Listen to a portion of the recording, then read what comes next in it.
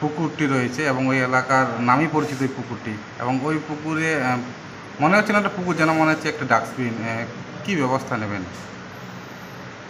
পোকা বাঁধ নিয়ে আমরা অলরেডি আলোচনা করেছি। মূলত ওই বাঁধেই যে গার্বেজ পড়ছে, পোকা বাঁধের পাড় দখল করে বেশ কিছু বসত বাড়ি তৈরি হয়েছে। তারা সরাসরি পুকুরে আবর্জনা ফেলছে। প্রচুর দোকানপাট বসে আছে, তারা প্রতিদিন ঝাড় দিয়ে পুকুরের দিকে পিছনে ঠেলে দিচ্ছে। ফলে আমরা পুকুরের পাড় পুরো ক্লিনিং করার জন্য নিচ্ছি। শুধু পুকুরটা সংস্কার করলে একদিন হবে, তারপরের দিন আবার হচ্ছে। আমরা মনসা পুজো উপলক্ষে পরিষ্কার করেছি, তো তারপরেই আবার দেখছি। এবং এলাকার মানুষ প্রায় দিনই ওখানে বিভিন্নভাবে ফুল, বিভিন্ন জিনিসপত্র ছুঁড়ে ফেলছে। ফলে পোকা বাঁধের এই অবস্থা, যার জন্য আমরা সিদ্ধান্তই নিয়েছি যে সমস্ত পুকুরগুলো যাদের আমরা মেনটেনেন্সের দায়িত্ব দিচ্ছি, অর্থাৎ মেনটেনেন্স তো শুধু শুধু করবে না, কিছু বিনিময়ে করবে, তো সেই জন্য তাদেরকে মাছ চাষের অর্ডার দিতে হবে। তাহলে পুকুরগুলোয় যারা মাছ চাষের বরাত পাবে তারা বাঁধগুলো মেনটেনেন্স করবে। এই কন্ডিশনেই পুকুরগুলো আমরা দেওয়া শুরু করেছি। এখন পোকা বাঁধে যারা দেখছিলেন তাদের টার্ম শেষ হয়ে গেছে।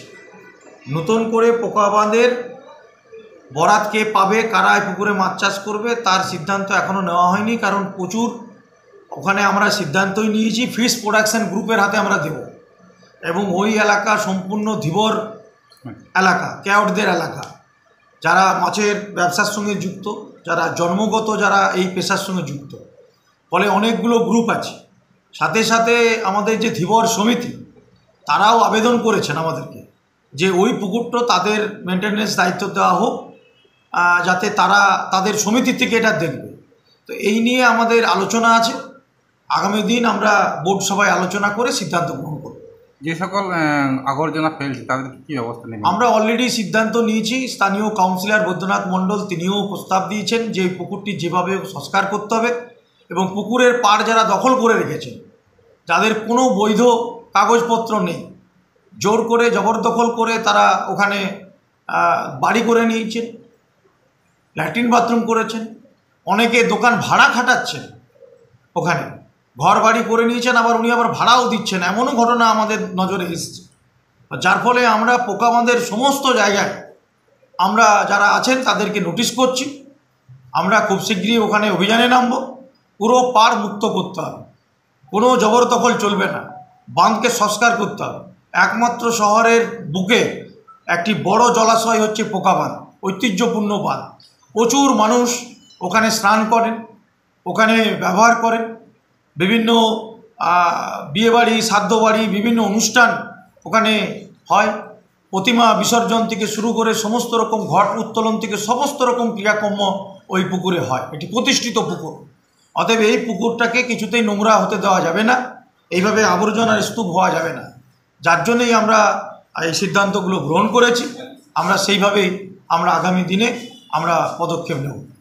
কিছুদিন আগে আপনারা উদ্যোগ নিয়েছিলেন শিশু উদ্যানে, সেক্ষেত্রে কতটা? এই সমস্ত ব্যাপারটাই আটকে আছে। সামনে আমরা ওই পুকুরের পাড়ে সুলভ শৌচালয়ের প্রপোজাল নিয়েছি, কারণ রাহের গড়ার জন্যই ওডিএফ ঘোষণা হয়নি। ওপেনভাবে মানুষ শৌচালয় করছেন, ওখানে বায়ো টয়লেট দিয়েছিলাম, সেটাও ব্যবহার ঠিক মতো হচ্ছে না।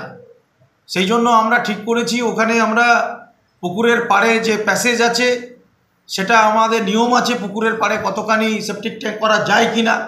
অনেকগুলো তো নিয়মের উপরে করতে হয়। আমরা পারমিশন নেব, যদি পারমিশন পাই তাহলে আমরা পুকুরের পাড়ে আমরা বেশ কিছু সুলভ শৌচালয় করে দেবো, যাতে মানুষ সুলভ শৌচালয় করে পুকুরে স্নানঘাট করতে পারেন, মহিলা পুরুষ এবং পুরুষদের আলাদা। কারণ ওই আশেপাশে অনেক বস্তি এলাকা আছে, যারা শৌচকর্ম করার তাদের কোনো জায়গা নেই, যার জন্য রাহেরগড়া ডিসপুট হয়ে আছে। সেখানে প্রচুর মানুষ ওখানেই ওপেন শৌচ করেন। তো আগামী দিন পুরুলিয়ার শহরকে শৌচমুক্ত করতে গেলে এই পদক্ষেপগুলো গ্রহণ করা দরকার আছে। এটা কমিউনিটি করবেন না সুলভ শৌচালয় করবেন? সুলভ শৌচালয় মানে কমিউনিটি, কিন্তু ওটা সুলভ শৌচালয় মাধ্যমেই করতে হবে, কারণ মেনটেনেন্সের অভাব আছে। এবং কমিউনিটি করতে গেলে এলাকার কোনো ক্লাব, সংস্থা, এনজিও, স্বনির্ভর গোষ্ঠী দায়িত্ব নিতে হবে। আমরা দেখে নিই সেটা কিভাবে করা যায়, সেইভাবে পদক্ষেপ গ্রহণ করব। বায়ো টয়লেটের কী অবস্থা? ওটা বায়ো টয়লেটের কী অবস্থা? বায়ো টয়লেট ওখানে ব্যবহার করছেন না, ওই জন্য বায়ো টয়লেট তুলে দেওয়া হয়েছে। আমরা দিয়েছিলাম, দুটো বায়ো টয়লেট দিয়েছিলাম। বায়ো টয়লেট থাকা সত্ত্বেও রাস্তায় ড্রেনে বসছে, তাহলে বায়ো টয়লেট রেখে কী লাভ আছে? মানুষকে তো ব্যবহার করতে হবে। পুরুলিয়ার মানুষের মধ্যে ব্যাপক সচেতনতার অভাব দেখছি ওই এলাকায়, যার জন্য আজকে এগুলো ঘটছে। যার জন্য আমরা বায়োডাইভার্সিটি কমিটি মিটিং করে এখন পরিবেশ ঠিক করার জন্য এবং ওই পুকুরকে কী করে সংস্কার করা যায় তার উদ্যোগ চেষ্টা আমরা শুরু করছি। খুব শীঘ্রই পদক্ষেপ নেব। যে বাঁধটির নামে এলাকার পরিচয়, সেই বাঁধটি দেখে মনে হয় একটি ডাস্টবিন, কি বলবেন বা কি দেখেছেন ওখানে গিয়ে? আমাদের এই পাকা বাঁধটা সামনে মনসা পূজা গেল, আরও কিছুগুলো পূজা গেল, এখানে আমাদের অনেক ঘট টট এবং নানা লোক মারা গেল। এখান থেকে উঠে আমাদের অনেক ডাস্টবিনের মতো হয়ে আছে, সত্যি আমরা স্বীকার করছি, চেয়ারম্যানও স্বীকার করেছেন, চেয়ারম্যান বলেছেন উদ্যোগ নিচ্ছি এবং খুব তাড়াতাড়ির মধ্যে আমরা দুর্গাপূজার আগে আমরা ওইটাকে যাতে পরিষ্কার করা যায় সেই ব্যবস্থা নিচ্ছি। শৌচালয়ের জায়গারও অভাব আছে, শৌচালয়ের অভাব ঠিক নয়, জায়গার অভাব আছে। সেই ক্ষেত্রে কী করবেন? সেক্ষেত্রে আমরা একটা শৌচালয় করছি, ওধারে দেখা আছে পাকা বাঁধের ওই সাইডটায় একটা বড় ধরনের শৌচালয় হবে, একটা লেডিস একটা জেন্টস এরকম করে বড় একটা শৌচালয় হচ্ছে। সেটা কমিউনিটি টয়লেট? Community toilet. আচ্ছা, এবং দায়িত্ব দেওয়া হবে ওখানের লোক? আমাদের ওই এলাকার লোক দায়িত্ব দেওয়া হবে যাতে এটা ভালোভাবে পরিষ্কার পরিচ্ছন্ন থাকে সেটা।